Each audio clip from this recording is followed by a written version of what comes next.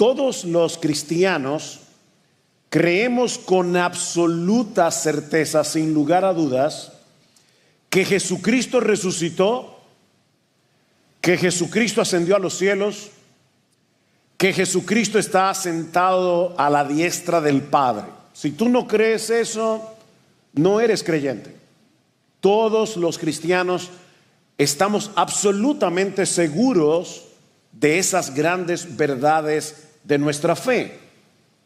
Y así como creemos firmemente que ese mismo Cristo glorificado sigue obrando activamente a favor de su iglesia.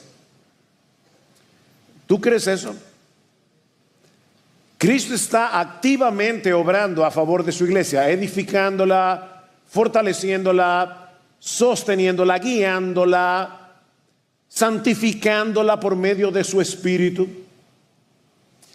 Sin embargo, cuando enfrentamos pruebas prolongadas o estamos en medio de una gran dificultad, mis hermanos, es muy fácil perder de vista estas verdades gloriosas, estas gloriosas realidades de nuestra fe. En otras palabras, podemos confesar con los labios que Jesús está vivo y al mismo tiempo vivir como si Él continuara en la tumba. Sin darnos cuenta siquiera, de repente los creyentes sustituimos la esperanza por resignación. Y si no nos cuidamos, caemos en la trampa del fatalismo.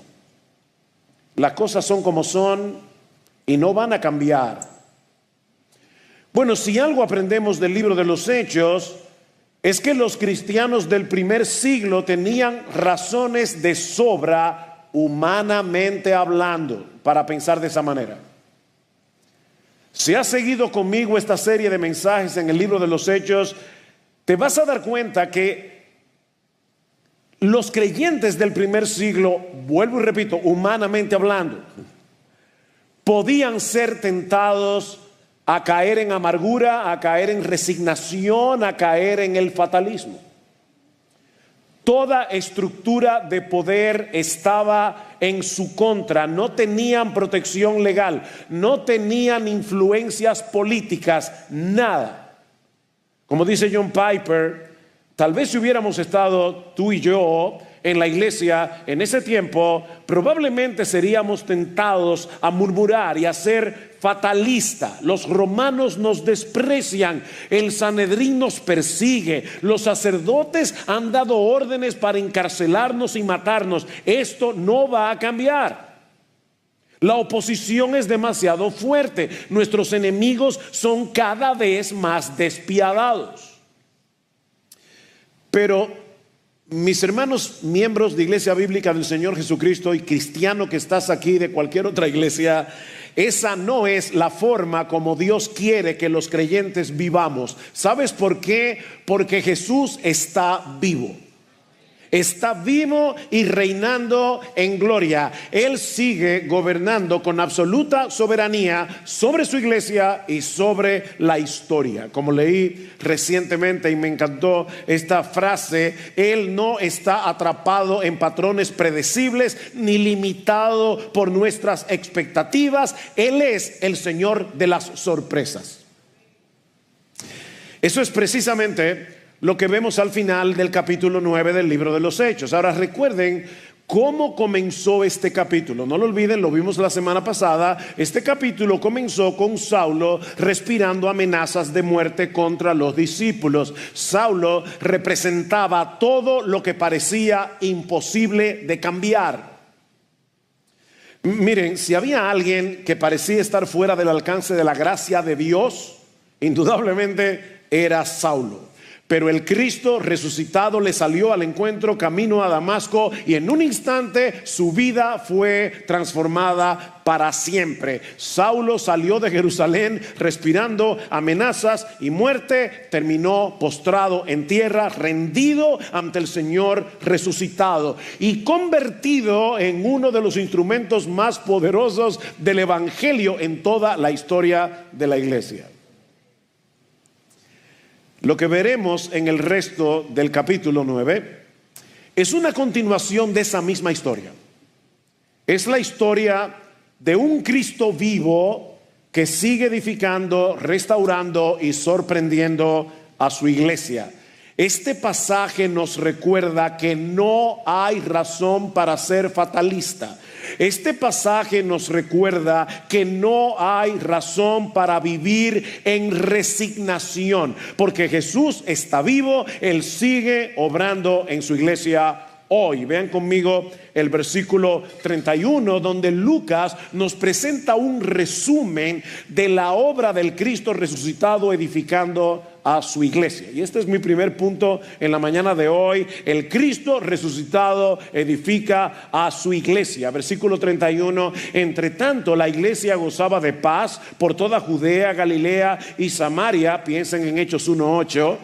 Me seréis testigos en toda Judea, Galilea, Samaria, en toda exactamente esa región, y era edificada y andando en el temor del Señor y en la fortaleza del Espíritu Santo, la iglesia seguía creciendo. No sé si se dieron cuenta de la mezcla que está haciendo Lucas aquí. Por un lado, paz, fortaleza en el Espíritu Santo, y en medio de estas dos cosas, temor del Señor.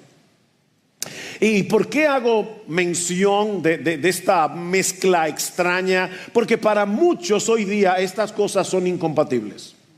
Son incompatibles. En nuestra cultura el temor se asocia casi siempre con inseguridad, con incertidumbre, ansiedad, debilidad, no con paz y fortaleza. Vivimos en una era marcado por lo que Michael Reeves llama una cultura de temor. ¿Y qué es eso? Un miedo paralizante por un montón de cosas. Tememos por la economía, tememos por la salud, tememos por la política, tememos por el futuro. Y como consecuencia hemos llegado a pensar que cualquier forma de temor debe ser evitada. Así que al hablar del temor del Señor, aún muchos creyentes, tristemente, se imaginan algo negativo. Se imaginan algo que es incompatible con la paz y con la fortaleza espiritual. Es por eso que muchos intentan hoy evadir ese concepto. Mis hermanos, hoy día no se está predicando mucho acerca del temor del Señor. No es un tema popular. En muchas iglesias se presenta a Dios, a un Dios reducido a una especie de abuelito celestial que nos siempre permisivo, nos complace en todo.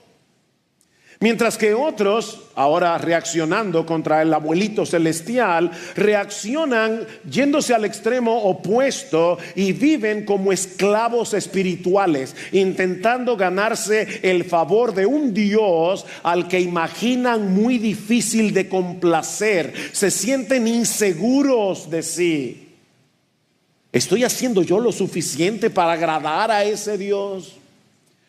Bueno, tanto en un caso como en el otro, el problema es el mismo. Han perdido de vista quién es Dios realmente y qué significa temerle. Y consecuentemente nuestra vida cristiana se debilita.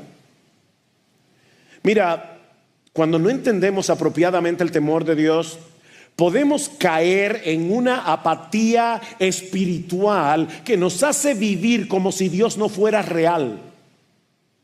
Como si Dios no fuera real, como si no fuera una persona delante de la cual vivimos, o como si pudiéramos tomar a ese Dios a la ligera. O por el contrario, un falso concepto del temor de Dios puede llevar a una persona a vivir con una carga de culpa constante, sin disfrutar jamás de la seguridad que trae el Evangelio. Pero el temor del Señor que Lucas menciona aquí es de otro tipo. No es un miedo que paraliza, es una reverencia gozosa, es un profundo asombro ante la majestad, la santidad, el poder omnipotente y la gracia de Dios que nos hace temblar, pero de gozo, no de terror. Nos hace temblar. Una persona que no tiembla ante la presencia de Dios no conoce a Dios o está mal de la cabeza. Es ese tipo de temor que no aplasta, sino que edifica, que no nos aleja de Dios, sino que nos atrae hacia Él. Dios es temible y fascinante al mismo tiempo. Yo voy a hacer todo lo posible en la mañana de hoy para que podamos entender esto. Yo quiero que tú salgas de este lugar viviendo en una tensión, en la tensión de quién es el Dios enorme, infinito, todopoderoso, que nos ha aceptado por gracia y nos ama con un amor eterno e inmutable. ¿Qué dice el salmista en el Salmo 2, versículo 11? Servid a Jehová con temor y alegraos con temblor. ¿Oíste eso? Temor, temblor y alegría en el mismo corazón. Bueno, pastor, pero eso era en el Antiguo Testamento. Ok, vamos al Nuevo Testamento. En Hebreos capítulo 4 versículo 16, el autor nos invita a acercarnos confiadamente al trono de la gracia para alcanzar misericordia y hallar gracia para el socorro oportuno. Amén, gloria al Señor. Seguimos leyendo el libro de Hebreos, llegamos al capítulo 12 versículo 28 y ahí el autor nos dice que hemos recibido un reino inconmovible y por lo tanto tengamos gratitud y mediante ella sirvamos a Dios agradándole con temor y reverencia, porque nuestro Dios es fuego consumidor. No es un abuelito celestial. No es un diosito. Es un Dios temible.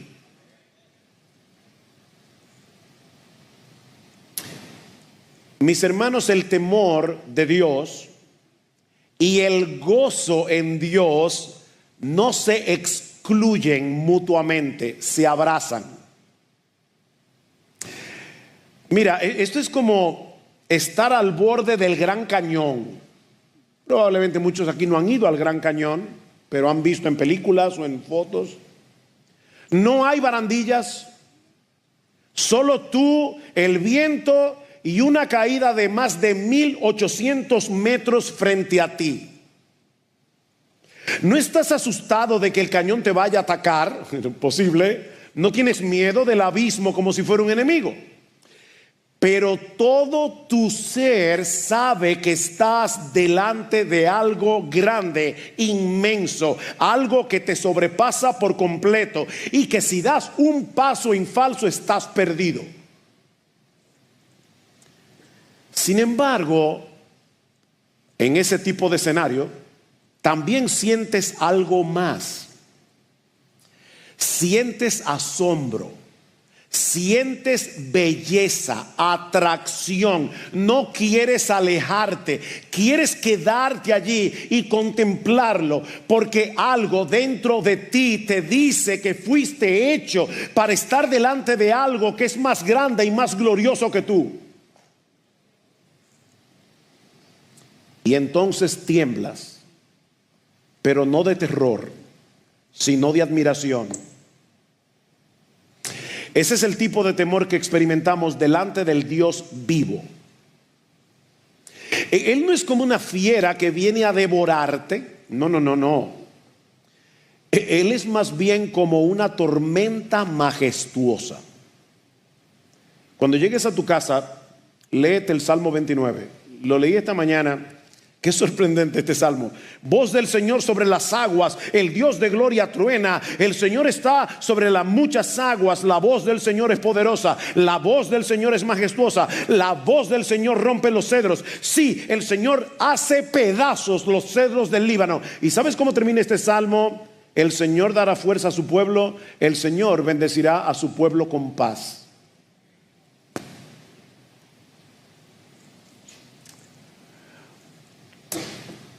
Él es una persona a la que nadie puede domesticar. Nosotros no le servimos a un Dios domesticado. pero a un Dios que por su gracia te ha hecho su hijo. Si eres creyente, te atrae, te transforma, te sostiene y te hace temblar de gozo. El temor de Dios, mis hermanos, no es el miedo servil de un esclavo ante un amo cruel. No, no, no. Es el asombro reverente y gozoso de un hijo que sabe que es profundamente amado por el ser más grandioso y más temible del universo, al cual tú y yo hemos ofendido un montón de veces. Como dice Michael Reeves, es el temor que nace al contemplar no solo la majestad de Dios, sino también la grandeza de su gracia. Cuidado aquí. No podemos quedarnos únicamente contemplando la majestad de Dios. Tenemos que ver a través de la Escritura la grandeza de su gracia. Hablando acerca del nuevo pacto que nosotros, tú y yo, disfrutamos en Cristo hoy, dice Dios a través del profeta Jeremías capítulo 32, ellos serán mi pueblo, yo seré su Dios y les daré un solo camino y un solo corazón, para que me teman para siempre, para su bien y el de sus hijos después de ellos. Dios quiere que le temamos para nuestro bien. Haré con ellos un pacto eterno, que no me volveré atrás de hacerles bien, y pondré mi temor en sus corazones para que no se aparten de mí. ¿Te das cuenta? El temor del Señor es un regalo, es lo que dice Jeremías. El temor del Señor es un regalo, es una gracia implantada por Dios en nuestros corazones, no para que nos alejemos de Él, sino para que nunca nos vayamos fuera de Él. Es para mantenernos cerca. Es la respuesta natural del pecador que ha sido perdonado, de un rebelde que ha sido adoptado, de un esclavo que ha sido libertado. Es el temor que nos mueve a decir de corazón: Señor, ¿cómo puede ser que tú seas tan bueno conmigo? ¿Cómo puedo yo vivir de espaldas a ti después de haber recibido tanta misericordia? Ese es el temor que Lucas describe en Hechos 9:31. La iglesia vivía sobrecogida por la gloria y la gracia de Cristo, pero al mismo tiempo Lucas nos dice que andaban en la fortaleza del Espíritu Santo. ¿Se dieron cuenta en su texto? Andaban en el temor del Señor y andaban en la fortaleza del Espíritu. En otras palabras, ellos vivían dependiendo cada día del Espíritu de Dios, no de sus propias fuerzas. Consecuentemente, dice Lucas, la iglesia seguía creciendo, tanto en número como en madurez y profundidad espiritual. Impulsados por el poder del Espíritu, la iglesia predicaba el Evangelio, vivía en santidad y perseveraba en medio de un mundo hostil. Así que este crecimiento era el fruto de una comunidad profundamente consciente de la presencia de ese Dios glorioso y temible en medio de ellos. Mi hermano, mi hermana, tú estás consciente de que Dios ha prometido estar en medio de su pueblo, cuando su pueblo se congrega en su día para adorarle en el nombre de Jesús. Dios está aquí.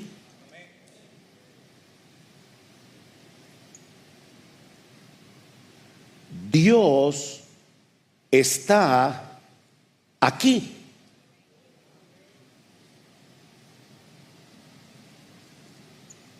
Estos creyentes experimentaban temor y gozo, reverencia y confianza, humildad y fortaleza, paz y poder. Y ahora yo te pregunto, de verdad, con honestidad, ¿estás tú viviendo en esa clase de temor y dependencia de Dios? Si todos los miembros de Iglesia Bíblica del Señor Jesucristo fueran como tú,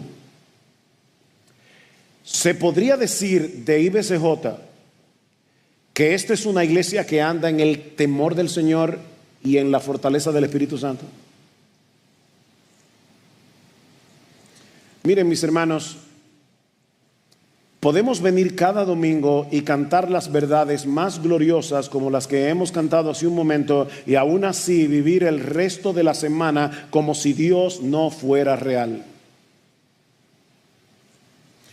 Podemos servir activamente en diferentes ministerios y al mismo tiempo perder el asombro que debería acompañar toda verdadera obediencia y toda verdadera adoración. Podemos acumular conocimiento bíblico y aún así estar secos espiritualmente porque hemos dejado de temer a Dios con reverencia y gozo. No nos estamos alegrando con temblor, como dice el salmista en el Salmo 2.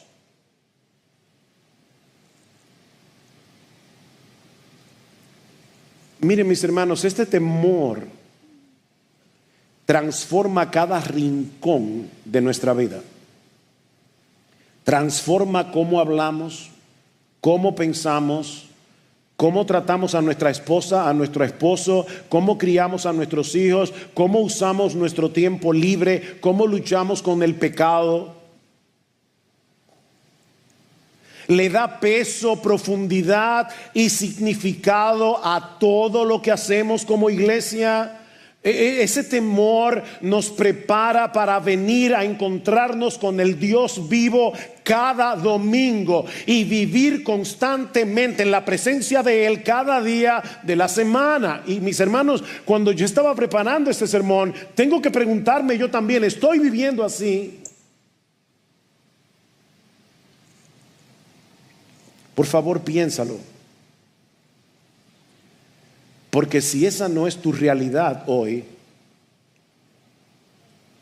si te das cuenta que te has vuelto insensible, si has estado viviendo con ligereza espiritual o sin un sentido claro de la dependencia en el Espíritu Santo, mi hermano, mi hermana, ven al Señor en arrepentimiento. Si tú, creyente en Cristo, miembro de IBCJ, ven hoy al Señor en arrepentimiento, creyendo en su promesa. Si confesamos nuestros pecados, Él es fiel y justo para perdonar nuestros pecados y limpiarnos de toda maldad. No te quedes allí, no te quedes como estás.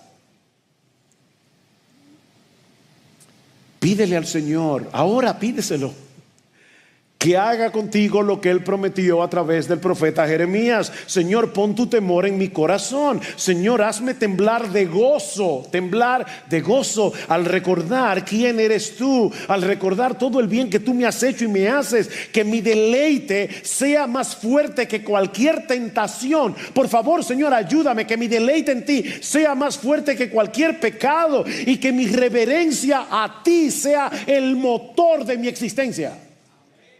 Pídeselo al Señor. Ese es el tipo de temor que fortalece, que edifica a los creyentes y que produce crecimiento. Sin ese temor no hay crecimiento. No hay crecimiento. Pero mi texto no termina en el versículo 31. El Cristo resucitado no solamente edifica y fortalece a su iglesia, sino que Lucas nos enseña también en el resto del capítulo 9 que el Cristo resucitado trae esperanza cuando todo parece perdido. El Cristo resucitado trae esperanza cuando todo parece perdido. Lucas continúa su relato haciendo mención de dos milagros realizados por el apóstol Pedro: la sanidad de Eneas y la resurrección de Tabita. Y yo estoy seguro que seguramente pudo haber narrado otros milagros, pero escogió estos dos porque muestran de una forma contundente que el Señor se glorifica en medio de situaciones que humanamente hablando parecen imposibles de revertir. Recuerden lo que vimos al principio del capítulo 9. Ningún creyente de aquellos días habría imaginado que Dios frenaría a Saulo convirtiéndolo en un cristiano, matándolo tal vez, pero convirtiéndolo en un apasionado evangelista. Eso parecía imposible. Bueno, algo similar encontramos en estas dos historias de Hechos 9. Vean el versículo 32. Y mientras Pedro viajaba por todas aquellas regiones, vino también a los santos que vivían en Lida. Allí encontró a un hombre llamado Eneas, que había estado postrado en cama por 8 años porque estaba paralítico. Eneas vivía en Lida, es una población que se encuentra a unos 40 kilómetros al noroeste de Jerusalén, lo que nos dice que el evangelio se sigue moviendo, y Pedro también. Porque recuerden que al inicio del capítulo 8 los apóstoles seguían en Jerusalén mientras los creyentes perseguidos se esparcían. Pero ahora nosotros vemos a Pedro visitando las iglesias que han surgido en otras regiones. Pedro está haciendo una labor misionera, él está fortaleciéndolo a estos hermanos en la fe. Y es en ese contexto que llega a Lida y se encuentra con Eneas. Eneas lleva 8 años paralítico, lo que en ese tiempo era una condición desesperada. No había seguridad social, ni silla de rueda, ni rampas de acceso. Un paralítico estaba condenado a vivir marginado y totalmente dependiente de la compasión de otros. 8 años postrado en cama. Y por favor, mis hermanos queridos, no se imaginen a Eneas en un colchón ortopédico. La palabra griega kliné apunta hacia una camilla bien rústica. 8 años acostado en una litera, piénsalo así. 8 años acostado en una litera. Probablemente Eneas vivía en condiciones de extrema dificultad, con dolores constantes y sin ninguna esperanza de volver a vivir una vida normal. Pero Pedro llega a Lida y sin aspavientos y sin espectáculo, le dice muy sencillamente, versículo 34, y Pedro le dijo: Eneas, Jesucristo te sana. Levántate y haz tu cama. Y al instante se levantó. Noten que Pedro no se atribuye el milagro. Él no le dice: yo soy el gran apóstol Pedro y yo te sano. No. Eneas, el Cristo que murió en la cruz del Calvario, que al tercer día resucitó, que ascendió a los cielos, que está sentado a la diestra del Padre, ese Cristo vivo está activo en su iglesia hoy. Y ese Cristo está consciente de tu dificultad. Y ese Cristo te dice hoy: Eneas, levántate. Y Eneas se levantó. 8 años paralizado y de repente se pone en pie sin haber recibido terapia. Ahora, ¿saben qué? El milagro más sorprendente vino justo después. Vean el versículo 35. Lucas dice: y todos los que vivían en Lida y en Sarón lo vieron y se convirtieron al Señor. Este es un milagro más grande, más sorprendente, más maravilloso que el que acaba de ocurrir con Eneas. Mis hermanos, recuerden lo que veíamos hace 2 semanas atrás en Hechos 8. Los milagros son señales. ¿Se acuerdan cuando yo les hablaba de la mamá que le decía al niño: mira al pajarito, y el niño se queda mirando al dedo? Bueno, los milagros son señales. Los milagros apuntan hacia algo más allá del milagro mismo, y es el poder de Dios en Cristo para salvar pecadores. ¿De qué le sirve a un paralítico volver a caminar si después de su muerte va a terminar en el infierno, separado eternamente de Dios? Mi amigo, déjame decirte algo. Tal vez tú viniste hoy aquí y estás escuchando este mensaje y no te sientes identificado con este paralítico, pero sabes que la Biblia dice que todo aquel que está sin Cristo está espiritualmente muerto. Efesios capítulo 2 versículo 1, está incapacitado para buscar a Dios, es un esclavo del pecado. Pero sabes que, mi amigo amado que estás aquí en la mañana de hoy, el mismo Jesús que le dijo a Eneas, levántate, te dice hoy por medio del evangelio, levántate, ven a mí y vivirás. El mismo Cristo. Ningún pecado es mayor que su gracia, y no hay un corazón tan endurecido que Él no pueda transformar en un momento. Cristo puede darte vida hoy si vienes a Él en arrepentimiento y fe. Porque la muerte espiritual, como la muerte física tampoco, es un obstáculo para Él, como lo demuestra el segundo milagro que Lucas relata en este pasaje, versículo 36. Había entonces en Jope una discípula llamada Tabita, que traducido al griego es Dorcas. Esta mujer era rica en obras buenas y de caridad que hacía continuamente. Y sucedió que en aquellos días se enfermó y murió, y lavado su cuerpo lo pusieron en un aposento alto. La ciudad de Jope era un importante puerto en la costa del Mediterráneo. Estaba a unos 18 kilómetros al sur de Cesarea. Y van a entender al final por qué estoy haciendo menciones de estos datos geográficos. No están de más en el sermón. Fue en ese mismo puerto donde siglos atrás Jonás tomó un barco para huir de la voluntad de Dios. Bueno, allí en Jope vivía una mujer llamada Tabita, o Dorcas en griego, una creyente piadosa que abundaba en buenas obras, dice la versión Reina Valera del 60. Y eso es interesante porque Dorcas no sería conocida de no ser por este milagro. Si este milagro no hubiera sido relatado por Lucas, tú y yo no hubiéramos sabido nada de Dorcas. Sin embargo, qué interesante, ¿verdad? Que el Espíritu Santo quería que los cristianos de todas las épocas supieran de esta mujer que era rica en buenas obras. O sea, Dios está aquí exaltando a Dorcas y está mostrándola como un ejemplo, mis hermanas, como un ejemplo a seguir. Bueno, un día Dorcas se enfermó, murió así de manera abrupta. Humanamente hablando, no había nada que hacer. Pero los creyentes en Jope se enteran de que Pedro está cerca, a menos de 20 kilómetros. Así que enviaron 2 hombres a buscar a Pedro. Versículo 39.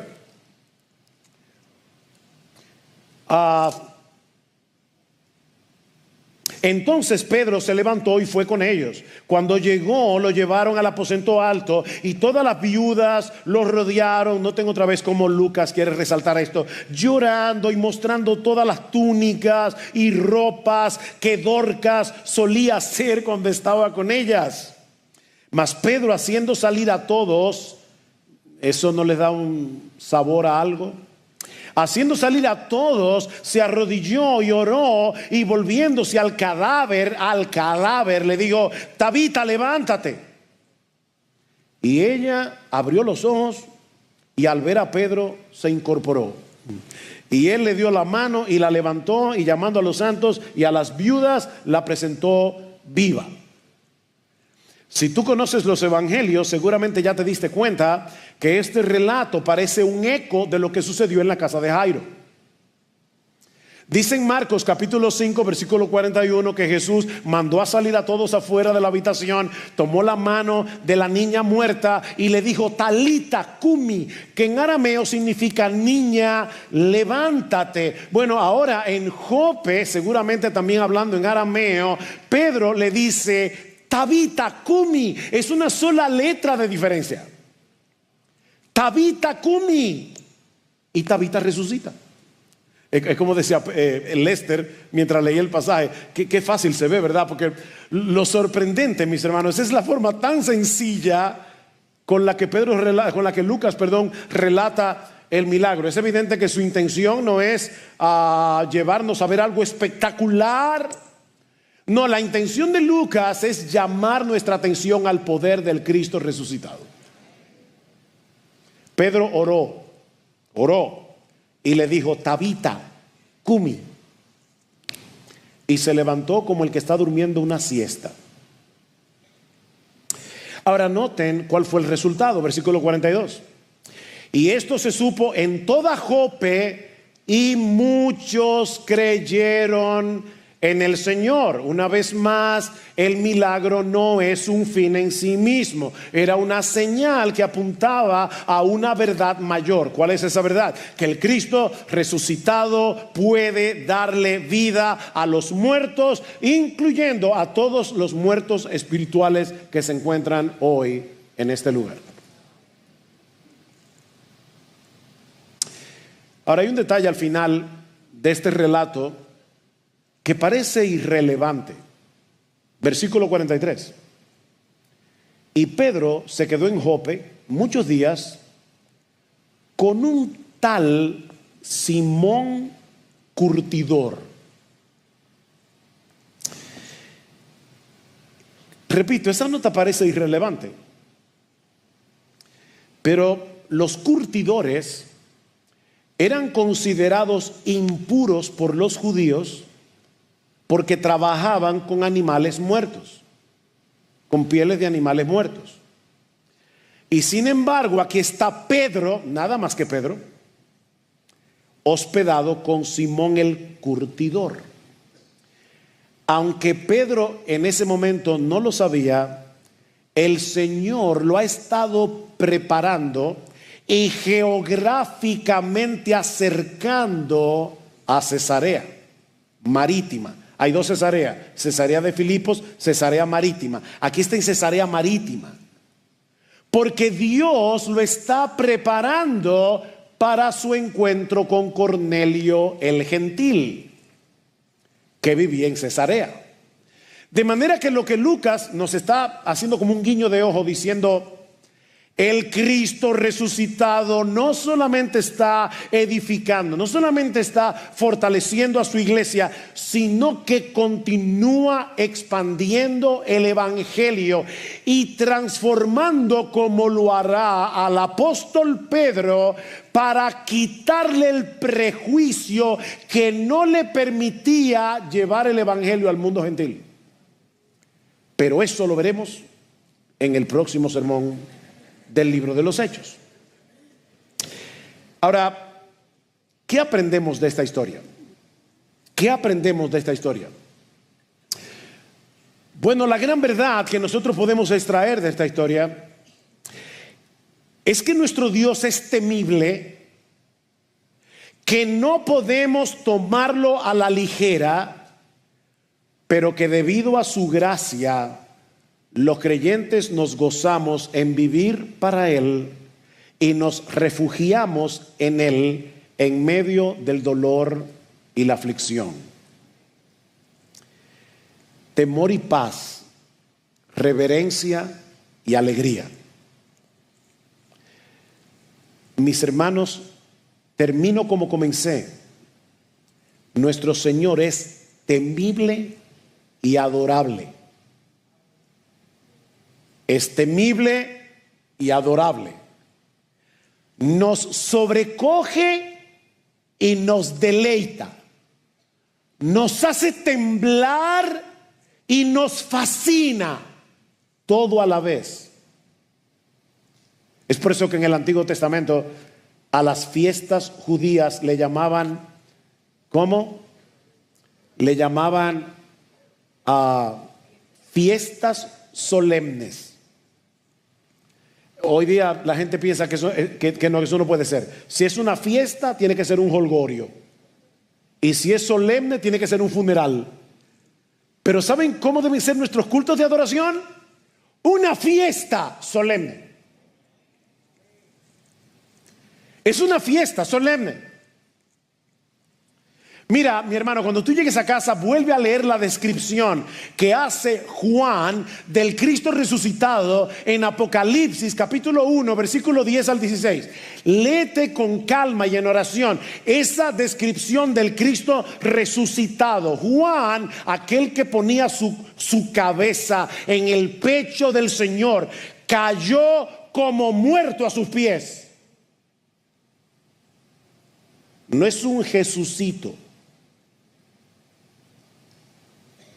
Pero Jesús, el alfa y el omega, puso la mano sobre él y le dijo: no temas.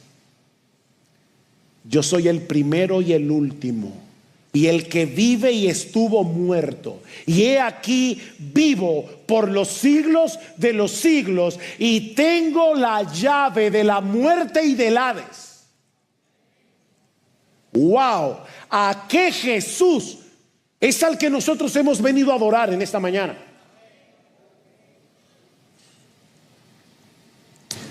Ese es el Jesús que ha prometido estar con nosotros todos los días hasta el fin del mundo, y puede actuar en las situaciones más desesperadas. John Piper dice que la vida cristiana puede compararse a lo que sucede en el ojo de un huracán. Un huracán es una fuerza impresionante, abrumadora, aterradora, pero en el centro, en el ojo, hay calma. Y de hecho hasta a veces se puede ver el sol, la luz del sol, el cielo despejado. Bueno, mis hermanos, Jesucristo, escuchen con calma a Jesucristo. Déjenme decirlo con calma. Jesucristo, nuestro Señor, nuestro Salvador, es infinitamente más poderoso y más temible que el más potente huracán. Pero debido a su gracia, los creyentes estamos en el ojo del huracán, donde ese poder no nos hace daño, sino que obra a nuestro favor. ¡Wow! ¡Qué glorioso! Así vivía la iglesia de Hechos 9:31. Como quienes caminan en el ojo del huracán, el Cristo resucitado continuaba mostrando su poder impresionante, pero en el centro, en el ojo, había gozo, había calma, había esperanza. Esa es la actitud con la que el cristiano debe asumir las dificultades y pruebas, por difíciles que sean. Mi hermano, mi hermana, si tú eres creyente, descansa en el centro de su amor. Tiembla y gózate a la vez ante la grandeza de su santidad y de su gracia. Refúgiate en Él, porque Él sigue obrando y sigue glorificándose donde menos lo esperamos.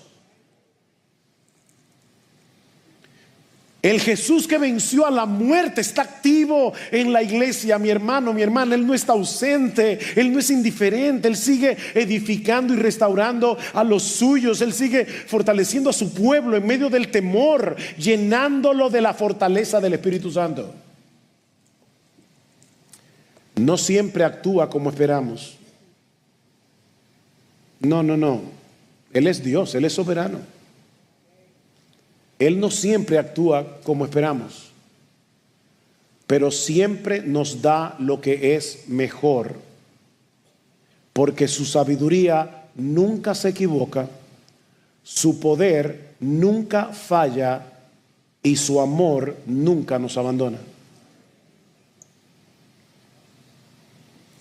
Así que si tú eres cristiano y llegaste hoy aquí sintiendo que nada va a cambiar, que tu situación es demasiado oscura, que tu pecado es demasiado persistente, que tu familia está demasiado lejos del Señor, o que tu corazón está demasiado seco,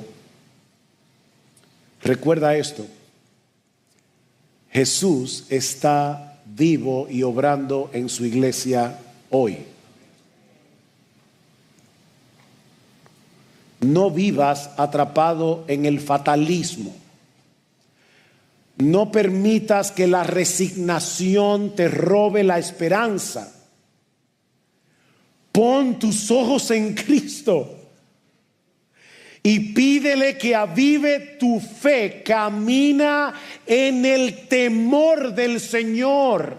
Apóyate en la fortaleza del Espíritu y vive con la expectativa de que Jesús, en su tiempo y a su manera, puede y quiere seguir glorificándose en tu vida. Como decíamos al inicio de este mensaje, Jesús no está atrapado en patrones predecibles. Él es el Señor de las sorpresas. Confía en Él. No solo en su poder, sino también en su sabiduría. Confía en Él, con la plena certeza de que Él hará contigo, mi hermano, mi hermana, lo que es mejor para ti, lo que es mejor para tu alma y para la gloria de su nombre.